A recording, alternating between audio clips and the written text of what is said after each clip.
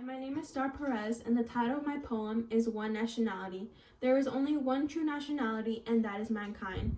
When I look at you, I see your eyes, mouth, nose, and ears.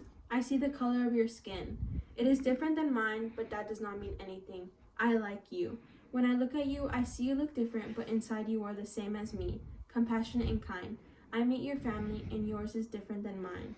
I like to eat the food your family makes, and you like to eat mine. I am so happy we can share with each other our different cultures. Although we are different from each other, we are also the same. Our true nationality is mankind.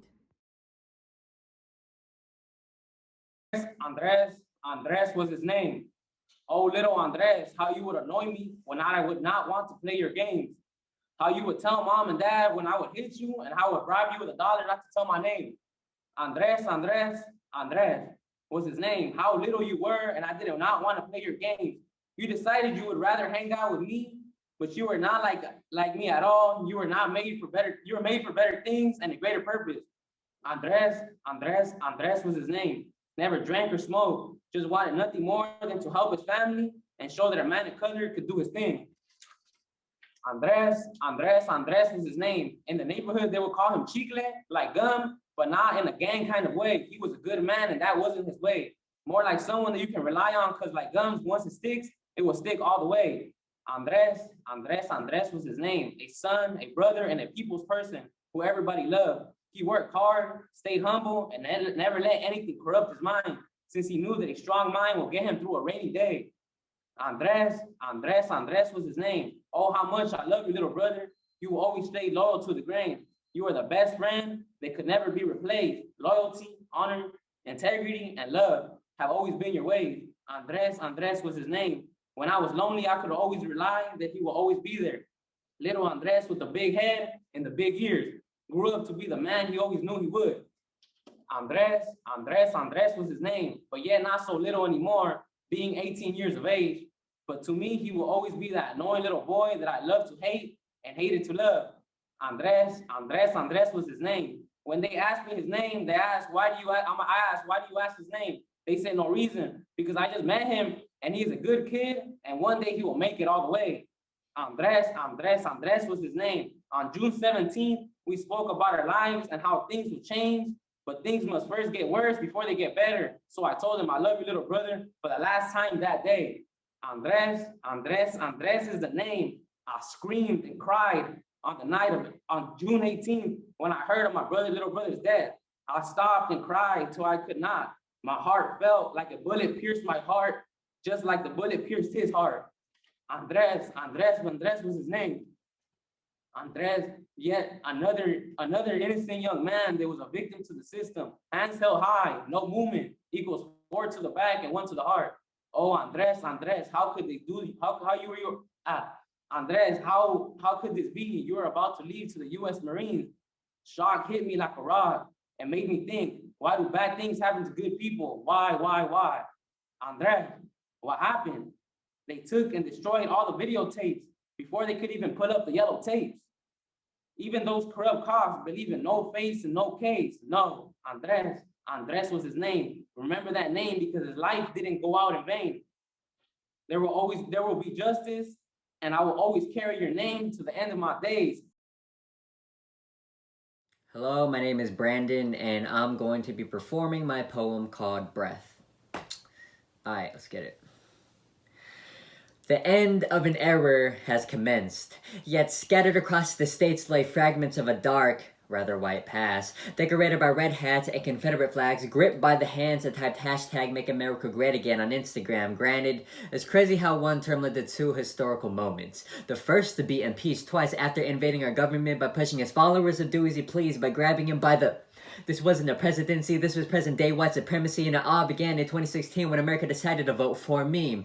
Bearing a voice so loud it can make the most bigoted boys proud of their ignorance, validated by language disseminated through White House microphones and tweets deadly enough to kill a mockingbird, crushing its airways from gasping its final words. I can't breathe. Police kneeling on jugular veins like Kaepernick during the anthem. Nothing can make them stand when the two have different understandings, with one detaining racism while the other detains race. We run in the same track, but not on the same page of the dictionary in my hand, where vocabulary plays hide and go seek, masking itself in whiteout, camouflaged by candid thoughts, caressed in the now's privileged palms, perusing the words, Black Lives and Matters, some comprehending how the three words can go together in the same sentence, blinded by the reflections of an echo chamber without the aesthetic of the KKK, but AKs and ARs shooting down massage parlors, protests, and places of worship. This is modern day segregation, where empathy is vacant as George Zimmerman's cell, meaning it's running free, acting like police ain't guilty of pulling the trigger once that barrel is smothered on your lungs, because gasping for air means you're reaching for their gun. Well, try staying cool on the concrete when you have a gang pinning you down, with bystanders watching around and recording what could be the very last moments of your life, captured on an Apple device to complement next week's headline. Man, I feel like a teacher during roll call at this point, struggling to remember the names, butchering the pronunciation of the Black, brown, and Asian lives killed by butchers bearing a badge, bombarded by hashtags on my phone screen. These strange fruits swayed from southern trees to social media feeds for the entire world to see that hate crimes are not fiction, but reality. A reality that is fake news to those who tie the noose around the next generation, wrapped tighter than two POCs in a pod, incarcerated within the walls of fear, confined to cautious behavior. Hands on the steering wheel, smiles during elevator rides, phone cameras on at all times. We can take Jim Crow out the law, but not out of our minds, unless we learn to unlearn the biases passed down for generations like an Olympic torch burning bridges, clouds of smoke digging deep into our lungs, hunting for any last breath of humanity. So before we try to connect this divide, we gotta extinguish the fire, preventing me and you from seeing each other's points of views. There's no understanding our side without walking in our shoes.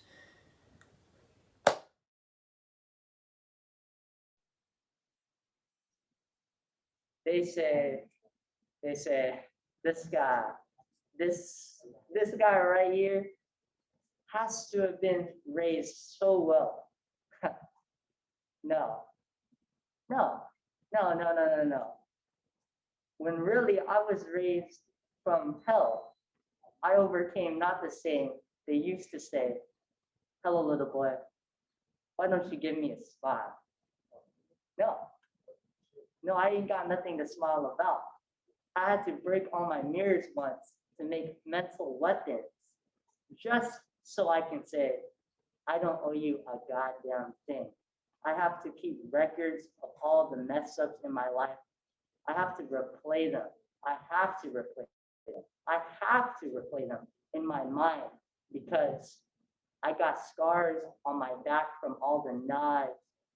And then I realized guys like me can be a real nightmare, completely aware. Guys like me could be a real nightmare, completely aware, but I'd rather be a complete nightmare. So save me your prayers. I remember all the cuts and bruises in my skin. I picked up all the pieces and put myself back together again. Yes, I picked myself up, put it behind me like a truck, went forward like a Ford, reliable like an Accord, on my own accord. Making weapons on the way like I'm a forge. I wasn't born this way. I wasn't born smart. I wasn't born jaded. I am just the outcome of a star so faded, it allows life to be created. A star so faded, it allows life to be created. No predispositions, no predate hate. Really? I don't need any more friends.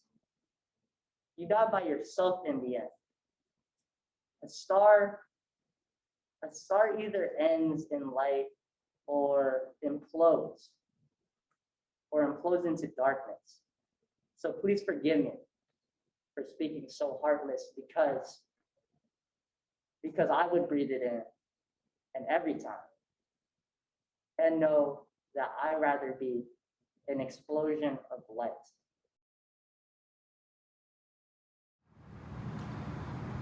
What this garden grows.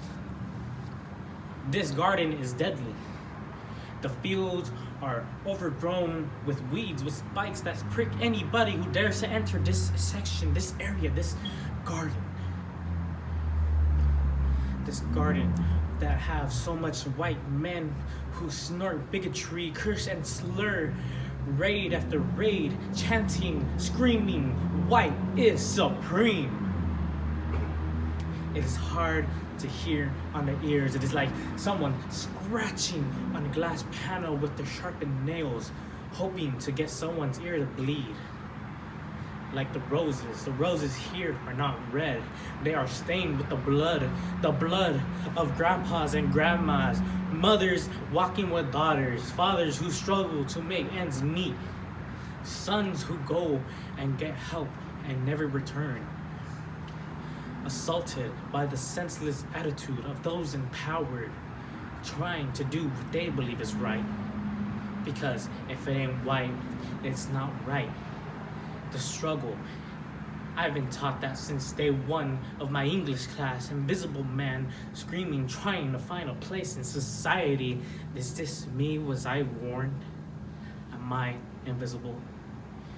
Because I've been told, we've been told that our love is like chewed up gum stuck to the bottom of your shoe.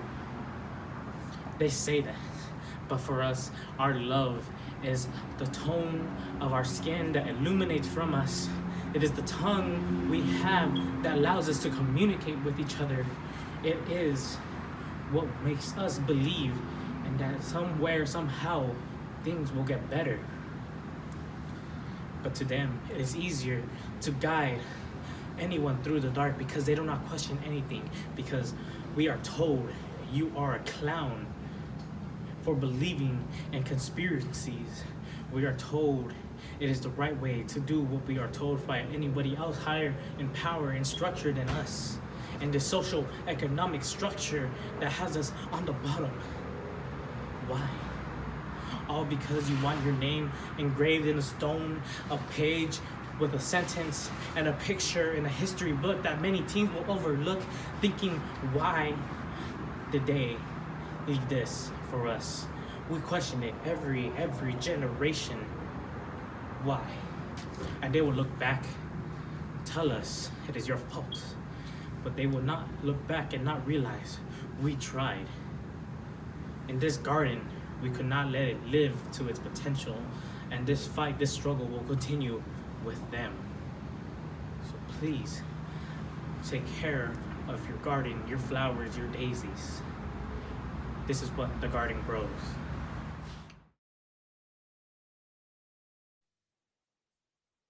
I done lost some people to this lifestyle. And I'm doing time in a box like an Apple Watch right now. I done lost some people to this lifestyle. And I'm doing time in a box like an Apple Watch right now. Yeah, don't get institutionalized by them other guys on the other side telling all the lies. Cause you gotta think smarter and move a little harder if you wanna ball hard in this game, Vince Carter. This my real life story, so come explore it. Take them shoes off, I know you feeling like you Dora. Can't swim with the ducks and with the eagles, I've been soaring. Your life is not important when your lawyer is appointed, yeah. All the money you acquire really don't mean shit when you locked in bricks. Put it early on my wrist for the time I spent, yeah, with handcuffs on wrist. That's why I'ma be shining for them days I was fucked up and I'm plotting on that calling in truck. Cause it come with an umbrella, block the envy that these people trying to send me. And it's everywhere, so I call it ubiquity. Accumulate some equity off the proper I'm be owning, but I'm my greatest asset at this moment. The diamond in the rough, yeah, I'm chosen. Greatest thing to come up out of low income home. And I done lost some people to this lifestyle. And I'm doing time in a box like an Apple Watch right now. I done lost some people to this lifestyle. And I'm doing time in a box like an Apple Watch right now. Yeah. This is the greatest nation for a broken people. My name is Patrick Bello. I was raised in the time of racism ignored. came to adulthood in the time of sexuality explored. Born to a country whose flag is always half-mast, populated by people who are constantly outcast. From the time I could walk into a classroom, I was told to run from anyone who'd run me down with a gun. They said, hide beneath your desks, children, that wood will become your shield. Before I could truly grasp oblivion, I was told to be willing to yield to it and my government, which to me was just a place that the corrupted like to sit. Before I could dream, I saw my blood splattered across the classroom tile, the red and white mixing together like a mosaic of tragedy. And they deliberated on whether the loss of my life was something to be abhorred. I became no different than a target of paper, clipped up and mechanically sent down range for slaughter. Always ask children, why are you so stressed? Maybe it's because everything we're told to trust has tried to kill us. Yet you keep saying that this is the greatest nation on earth. Sure, it's the greatest nation for a broken people. I look around at a country that looks like a glass pot shattered, pieces separated, glass scattered. Yet for some reason, people come around with Gorilla Glue. And to show that they're in it for each other, they start to paste the pieces back together. We are broken. Yet with the help of other people, we can become whole again. And this isn't the greatest nation on the planet, but there's some phenomenal people who live within it. And when we come together, we can become the greatest people on earth.